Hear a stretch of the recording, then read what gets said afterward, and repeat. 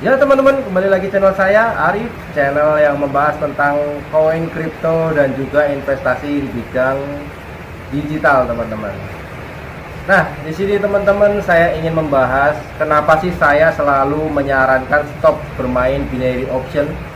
Binary option itu banyak teman-teman ya, seperti binomo, terus all in trade, vortex, atau apapun lain yang namanya binary option, menebak naik atau turun itu teman-teman, itu adalah judi. Dan itu sistemnya teman-teman semuanya diatur oleh brokernya teman-teman.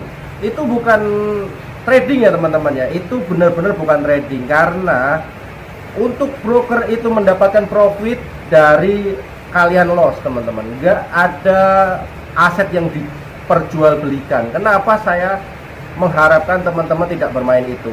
Karena di situ benar-benar pure, tidak ada aset yang diperjualbelikan teman-teman. Semuanya diatur bagaimana caranya dia mendapatkan profit saat Anda loss.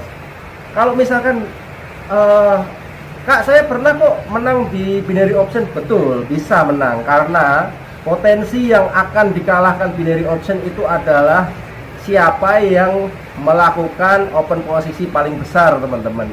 Jadi bila teman-teman ada di open posisi yang paling kecil, pasti teman-teman akan dimenangkan. Jadi persentasenya waktu saya bertanya di sana itu persentasenya hanya 80-20 untuk yang menang teman-teman. Jadi ada sekitar 20% yang akan menang teman-teman. Jadi kalau ada open posisi lebih dari 80, itulah yang akan kalah teman-teman. Makanya saya pernah teman-teman dapat jadwal dari dari manajer saya ya teman-teman ya. Jadwal itu berupa jam sekian untuk kita open posisi. Nah, giliran saya open posisi itu kemungkinan besar menangnya itu sekitar 90%, bahkan paling jelek 80% teman-teman. Jadi seru gitu lihat di channel saya, untuk profit dan lossnya itu sekitar 80% gitu kan. Wah, ini kayaknya jago banget gitu mainnya, padahal itu udah ada jam-jamnya untuk saya open posisi. Nah, ketika saya bagikan untuk member saya bagikan juga untuk member saya, itu tingkat kemenangannya turun sangat drastis teman-teman. Makanya teman-teman saat dulu ikut trading Traber dengan para afiliator besar ya, dengan afiliator besar, trading Trabernya barengan dengan open posisinya sama-sama, itu kebanyakan besar pasti Anda loss. Ayo akui, pasti Anda loss. Kenapa? Karena saat itu yang open posisi itu berbarengan dengan nominal yang besar. Nah, tapi anehnya teman-teman, saat dia pindah lokasi tradingnya itu ya, itu dengan terburu-buru ya kan, hingga kita ngikutinya susah ya. Misalkan dari GBP USD menjadi ke Euro USD dengan terburu-buru, kita harus pindah room itu nggak secepat dia ya teman-teman ya. Pas saat kita masuk dan kita terlambat, anehnya dia menang. Paham nggak? Pernah nggak merasa itu? Itulah teman-teman yang saya bilang, dengan nominal orang yang ikut Traber di situ, yang dimenangkan akan nominal yang akan lebih kecil teman-teman. Makanya dia menggunakan kesempatan tergesa-gesa tersebut teman-teman, agar teman-teman tidak mengikuti semua. Kalau nanti mengikuti semua saat itu, tetap aja kan lose. Itulah teman-teman yang saya bilang, kejamnya dunia binary option teman-teman. Sehingga teman-teman itu merasa, waduh tadi sayang banget aku nggak ikut ya. Wah, kalau aku ikut pasti tadi loss aku balik gitu. Tidak teman-teman, saat teman-teman ikut, yakin pasti loss lagi. Jadi itulah kejamnya binary option teman-teman. Karena binary option itu benar-benar ngambil pure profit dari kalian loss teman-teman, baik itu afiliator dan baik itu brokernya teman-teman. Jadi teman-teman harus tinggalkan itu teman-teman.